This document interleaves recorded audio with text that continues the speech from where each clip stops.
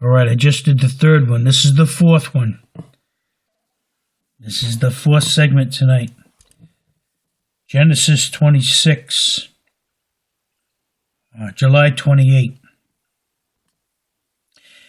And there was a famine in the land, beside the first famine that was in the days of Abraham. And Isaac went unto Abimelech, king of the Philistines, unto Gerar. And the Lord appeared unto him and said, Go not down into Egypt, dwell in the land which I shall tell thee of.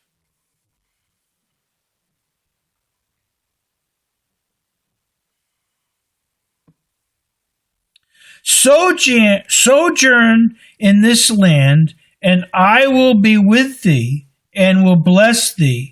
For unto thee and unto thy seed I will give all these countries, and I will perform the oath which I swear unto Abraham thy father.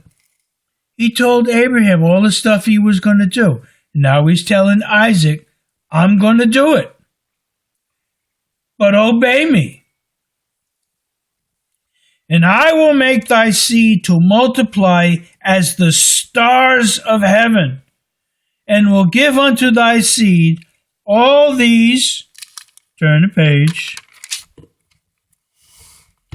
countries, and in thy seed shall all the nations of the earth be blessed.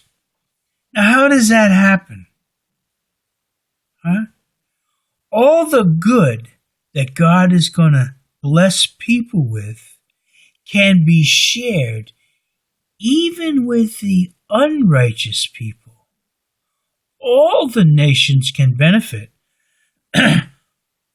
All they got to do is keep their hands off the people of God.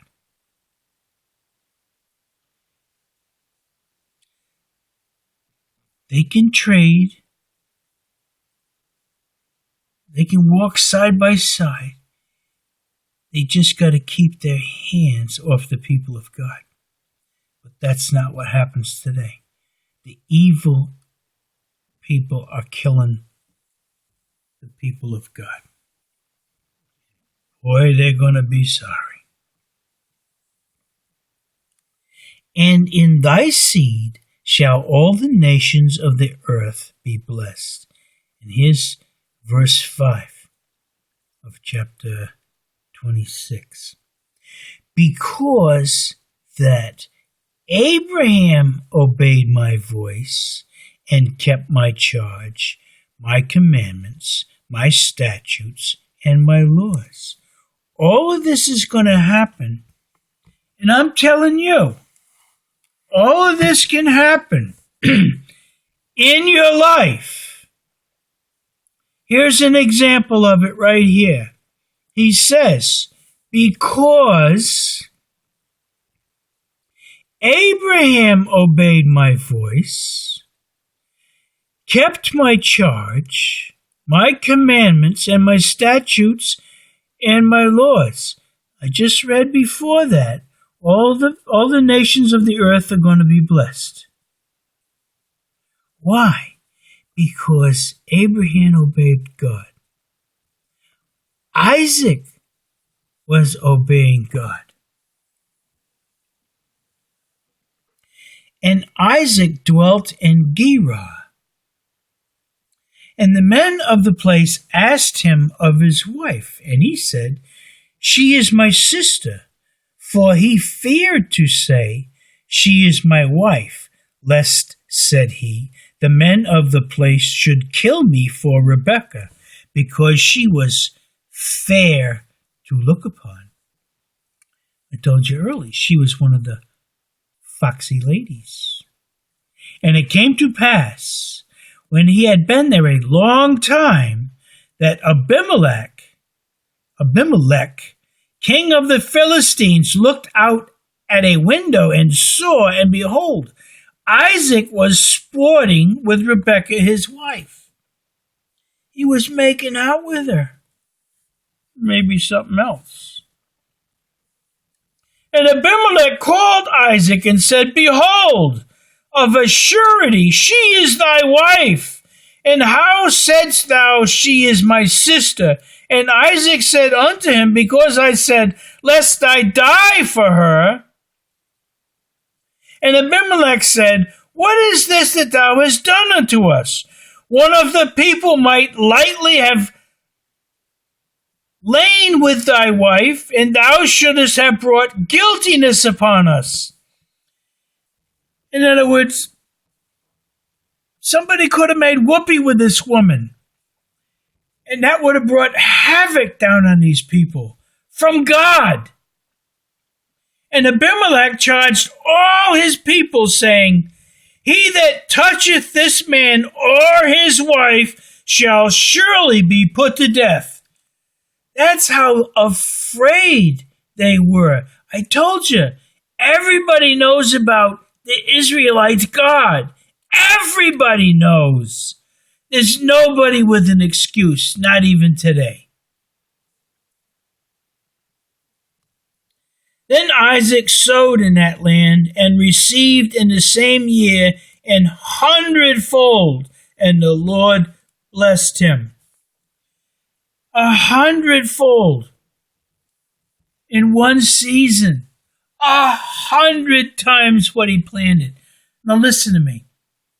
Earlier this year, there was a whole bunch of flooding going on.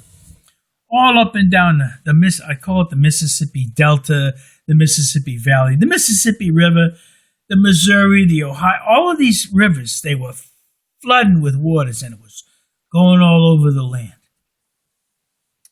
A certain number of miles on each side of the river in certain places. Now, the farmers were unable to plant at that time. Number one, it's underwater. And even after the water went back into the river and it's boogieing down south, heading towards Louisiana, listen, you really can't run a tractor in a real muddy field. You just can't do it. And you can't even plant the seeds properly. You got to wait until it dries out a certain amount, and then they're able to plant. I have been saying, and I've said it a few times to people, I don't know if I did it on video.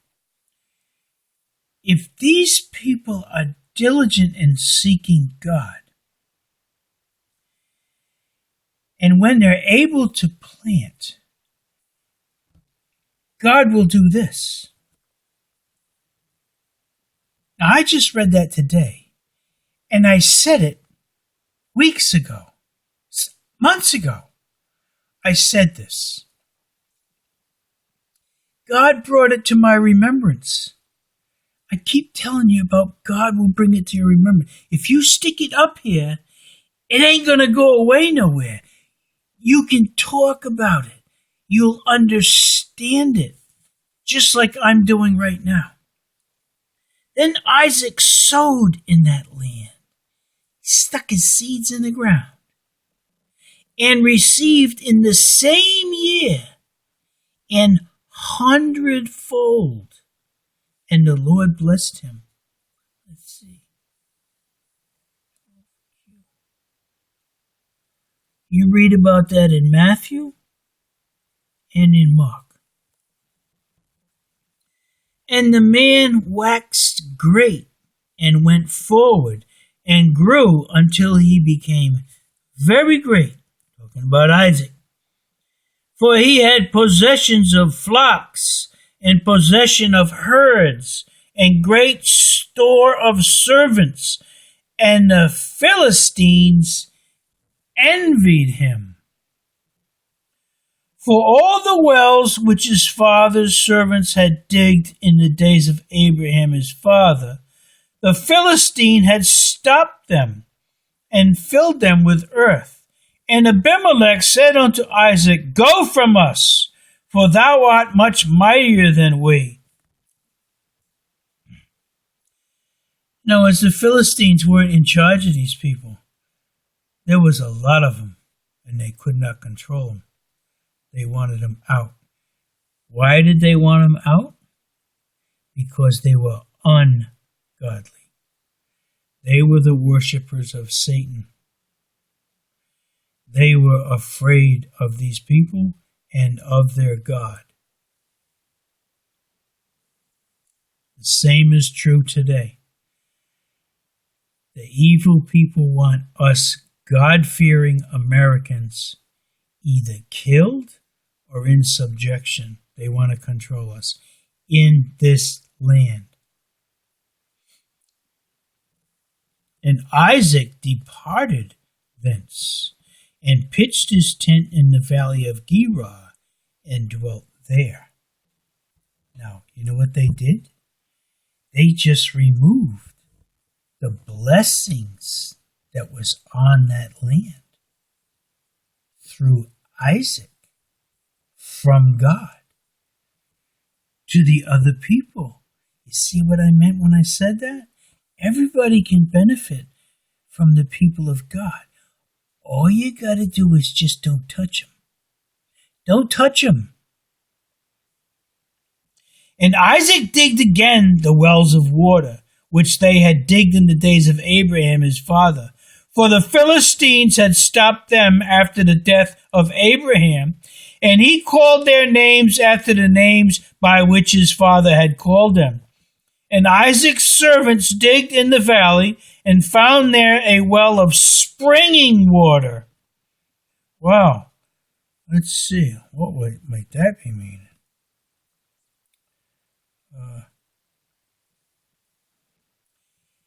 Living water. Jesus talks about the living water at the well of the Samaritan woman. I talked about that earlier, I think last week sometime.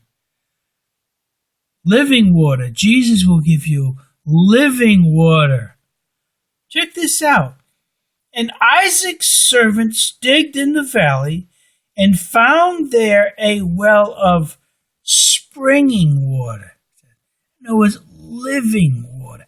Absolutely delicious, life-giving fresh water. And the herdmen of Gerar did strive with Isaac's herdmen, saying, the water is ours. And he called the name of the well Esek, because they strove with him.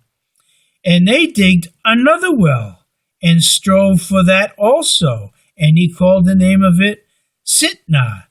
And he removed from thence, and digged another well, and for that they strove not. And he called the name of it Rehoboth. And he said, for now the Lord hath made room for us, and we shall be fruitful in the land. They put in all those wells. The other people are going to benefit from them. All they got to do, or not do, is touch the people of God. Just keep your hands off them. And you'll be blessed, because there will be an abundance.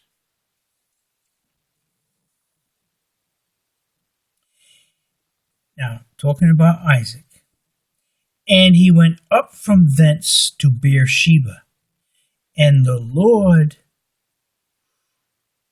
appeared unto him the same night, and said, I am the God of Abraham thy father. Fear not, for I am with thee, and will bless thee, and multiply thy seed for my servant Abraham's sake. And he builded an altar there, and called upon the name of the Lord, and pitched his tent there, and there Isaac's servants digged a well. They use the word digged in here, D-I-G-G-E-D. We say dug, D-U-G. He dug a well. Which word's proper? I got an itch in my nose here. Which word is proper? I'll go for digged. Then Abimelech went to him from Gerar, and Ahuzzath, one of his friends, and Phicol, the the chief captain of his army. Oh, man. And Isaac said unto them, Wherefore come ye to me? In other words, why are you coming out here to me, man? Seeing ye hate me, and have sent me away from you. And they said, We saw certainly that the Lord was with thee. And we said, Let there be now an oath betwixt us, even betwixt us and thee, and let us make a covenant with thee. They were afraid of God and the people. Their goal is deception here. Their goal is the lie, like, if you like your doctor, you can keep your doctor. If you like your insurance plan, you can keep your insurance plan. Remember that lie, huh? Given to us from an evil, black, communist, Muslim, Satan-worshipping Democrat, Barack Hussein Obama. He worships the devil, and he's gay. That thou wilt do us no hurt, as we have not touched thee, and as we have done unto thee nothing but good, and have sent thee away in peace. Thou art now the blessed of the Lord. And he made them a feast, and they did eat and drink. And they rose up betimes in the morning, and sware one to another. And Isaac sent them away, and they departed from him in peace.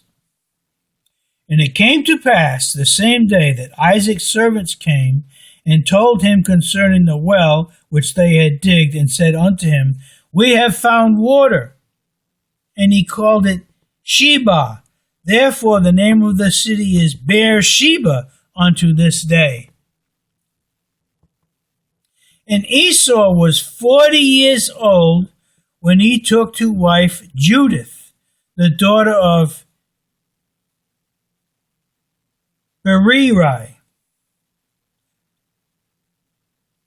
the Hittite. Anyway, her name was Judith. And Bash-Emath, the daughter of Elon, the Hittite. He took two wives, which were a grief of mine unto Isaac and Rebekah. A grief of mine. In other words, I use the word Pita, P-I-T-A, pain in the. Now, we were talking about an ass a couple of weeks ago, and now I'm talking about one again. These people were a Pita, a pain in the ass, which were a grief of mine unto Isaac and to Rebekah. Rebekah was his wife. These women were not cool. And it came to pass that when Isaac was old and his eyes were dim so that he could not see, he called Esau his eldest son and said unto him, My son. And he said unto him, Behold, here am I. And he said, Behold now, I am old. I know not the day of my death. Now therefore take, I pray thee, thy weapons, thy quiver and thy bow, and go out to the field and take me some venison, and make me savory meat, such as I love, and bring it to me, that I may eat, that my soul may bless thee before I die. Oh, man. And Rebekah heard when Isaac spake to Esau his son. And Esau went to the field to hunt for venison and to bring it. Well, I got to have a drink here again. My throat really goes dry. This is the fourth one, I think. I'm going to do one more. So I'm going to stop it right here. I'm in chapter 27, that was verse 5. That's July 28. I'm going to knock this off and come right back in verse 6, chapter 27 of Genesis.